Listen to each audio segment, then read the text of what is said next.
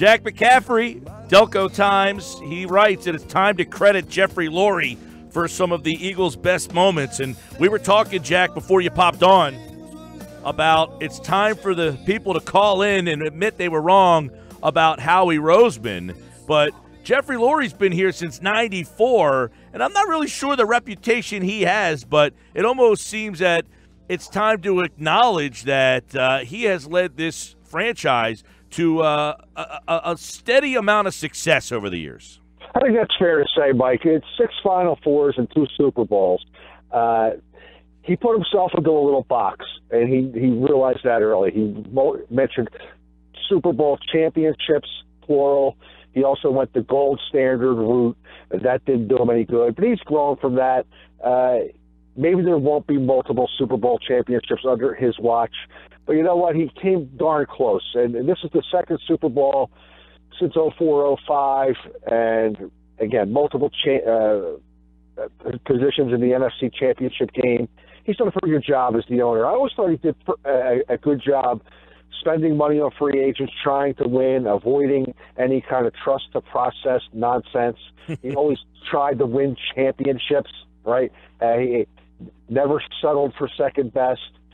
There was a situation during the Joe Banner era where they could have been accused of playing the salary cap too far and saving money in order to buy players later. But even then, they never resisted going out and getting the best players, even if they were failed players like Asamoah.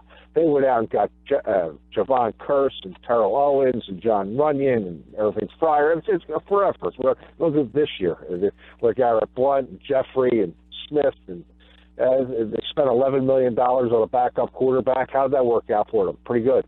Yeah, Jack, what do you've been around a lot of the teams for a long time, a lot of the different owners. What do you think the overall perception of Lurie is? Because, the Flyers, with the Snyders, that was always a favorable feel about their ownership group. The Phillies have this faceless ownership group that only recently has kind of come out. The Sixers' new ownership group, it's very polarizing. You're either 100% on their side or you're 100% against them. But Jeffrey Lurie's been a mainstay. What is the perception in town of him? Above average, I'd say. It could, like I said, my column today, I think it should be better than it is. Some of that is of his own doing. Again, I go back literally to the day he bought the team and the things he said at that time. Of course, I'm paraphrasing, but the message that he gave was that he's going to be a man of the people. You're going to see him around town, sitting in bars. I don't know if it's sitting in restaurants, talking to people.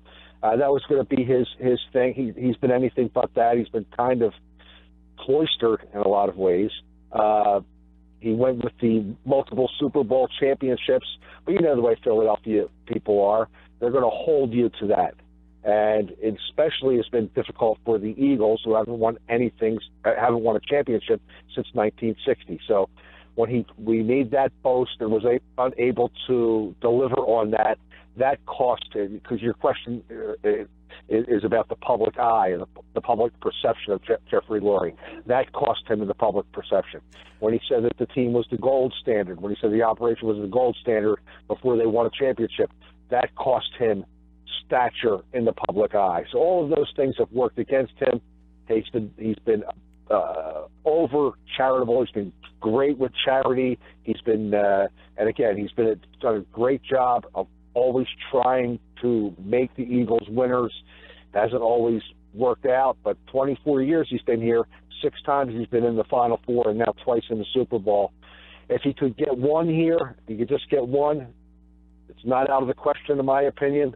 That would go a long way to solidifying him as being popular in Philadelphia. But to answer your question, I'd say his popularity is just above average. And it's interesting because you mentioned 24 years since 94. They virtually, I would say, 70% of his time here has been spent winning? I mean, yes, no Super Bowl, but they have been one of the more successful teams in his tenure. And I guess it kind of shows the sometimes we overlook stability and what that means. Yes, it doesn't have that Lombardi trophy, but he has brought a lot of moments here, as you write, that maybe we need to go back and reflect on how stable the franchise has been.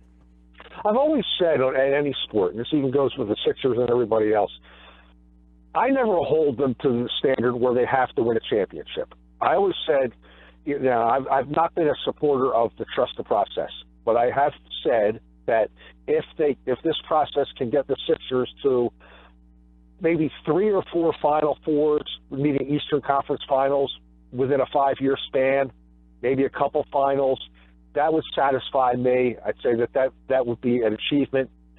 To win a championship, you're always going to go against another team that's pretty good too. On that particular day, you better not drop the ball. On that particular day, you better not miss a foul shot. On that particular day, you better get a good whistle.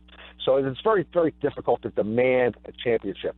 But when we return to Lurie, he kind of put himself in that position when he promised the multiple championships. And Philadelphia people don't forget. And that didn't help him. But, yeah, it's my column today at DelcoTimes.com was, okay, let's get him off the hook. He said it. It's probably not going to happen, but all in all, it's pretty darn good 24-year run for the guy. No doubt. And Jack McCaffery, columnist at DelcoTimes.com, you also write a column about how the Eagles go and make this bold move to go get Wentz, and then all of a sudden the league has kind of changed, whereas the last, 10 years or so, it seems that you had to have that guy. You had to have Brady, Manning, Roethlisberger, Rodgers, an MVP guy. And now all of a sudden you had 3 quarterbacks in the conference finals that were just guys. Yeah, and it's fascinating, and I think it ties into 2 conversations we're having here. Lurie was under such pressure to start to deliver on these championships that he promised that he was exasperated, and his operation was exasperated. They came to the conclusion that, darn it, the only way this is ever going to get done is if we get our own Tom Brady, if we get our own Peyton Manning, if we get a franchise quarterback. It seemed to be an era there where that was the only way it was going to get done. And I don't think anybody denies that they went overboard in spending on Carson Wentz. I'm not saying Carson Wentz isn't great. He's going to be great, I would think. He's just set the franchise record for touchdown passes in a single season. But if I'm not mistaken, I've had this correct. It's 2 first-round picks, a second, a third, a fourth, and a fifth. That goes under the category of really mortgaging your future. They decided that they were going to go all in. They were going to shove all their chips on the table and go after a franchise quarterback, and they got a darn good one. Turns out, coaching has become more sophisticated, for one thing. It also turns out that there's more good quarterbacks that, if given an opportunity, can prove to be that kind of a player. Nick Foles may be that one. Case Keenum, you saw what he was able to do this year, the last game notwithstanding. It's become more and more of a defensive game, a strategy game, and you can win without a franchise quarterback. In 2 weeks, it's, as they predict, Tom Brady's going to win the Super Bowl championship, and somebody's going to say, well, what are you talking about, Jack? There you go again. You need a franchise quarterback to win a championship.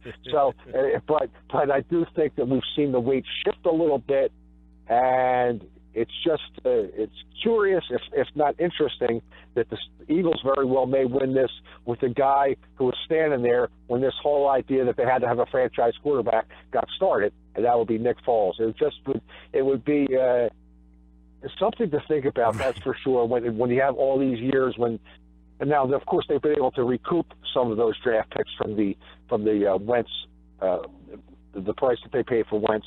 They have been able to get some of those back, but it'll make you, if they were able to win this thing with Nick Foles, it'll just make you scratch your head, that's all. Yeah, and I opened up my show today with the Howie Roseman conversation, in that the move to bring in a guy like Foles, that's kind of the move that suggests we think we're in the mix, because a lot of teams, they'll just go with the 5th-round guy and say they want to develop him, and then your starter gets hurt, and that guy goes in, and the season's ruined. When you make the investment in the backup quarterback, that somewhat suggests that maybe they thought they were close to ready to take this step. Well, Howie Roseman, for one, was not going to tolerate rebuilding. And to be honest, Jeffrey Lurie kind of let that leak last offseason before Howie Roseman went to work. He was saying it takes patience. Again, I'm paraphrasing. If you try to go to win right now. A lot of times that's a recipe for setting you back. He was really hitting at trust the process. Well, Howie Roseman was having none of it. $11 million for 2 years for Nick Foles, and then went out and got Patrick Robinson and LeGarrette Blount, and made the trade for Ajayi at the trade deadline, Jeffrey and Smith. Every point scored in that game Sunday was scored by a player who wasn't here last year. Yep. It's amazing, including Nick Foles, who didn't score a point but provided, what he did. So that's a tribute to Howie Roseman, and it was interesting that it sounded like, if you go back and read the copy, it sounded like Jeffrey Lurie was going to give him a pass if he decided to go trust the process, and Roseman was having none of it.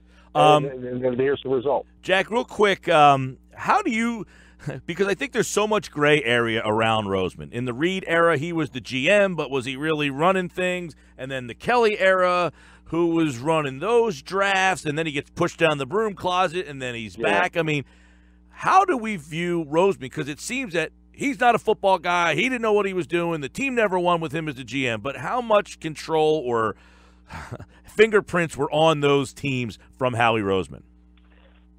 Earlier on, a little less. Obviously, Andy Reid and Chip Kelly, they had command. But you saw, I think, at the draft this year, and I'm the Doug Peterson guy, but at the draft this year, literally, Doug Peterson was pushed off to the side. He basically had nothing to say at the draft. He answered whatever questions were kind of expected, but didn't hang around to address any more questions. And the Eagles I said, look, they pushed him like, he's out of here, get out of here, and put Howie Roseman and Joe Douglas up front. So it was clear that the organization shifted from a head coach having command over the personnel to Howie Roseman and Joe Douglas having command over the personnel in that order. And so you have to listen. How else could you do anything but salute what Howie Roseman has done with this team? What he's put together. The Eagles have had some difficulties over the years trying to stitch together a dream team. This year, it all fell into place for him. He got the right guys. He got two guys. You know what? You could tell early on, and I was able to tell. I thought when they brought the Miami Dolphins in for a 3 or 4 days of practice in the summer. And I'm telling you, Mike, they made the Miami Dolphins look ridiculous. Let's face facts. They weren't. It wasn't exactly Super Bowl speed. They were kind of going through drills and stuff. But it was clear that this team was really, really good. Now, did I bite? Not necessarily. I said they would win 9 games, maybe 10. I don't think anybody saw 13. But I think you did see that early on that there was something different about them, and there was a new attitude. And a lot of it came from Jeffrey, meaning Alshon Jeffrey. A lot of it came from Blount. Guys that just had a certain how as Chris Long, certain swagger about them, and it caught on quickly, I thought.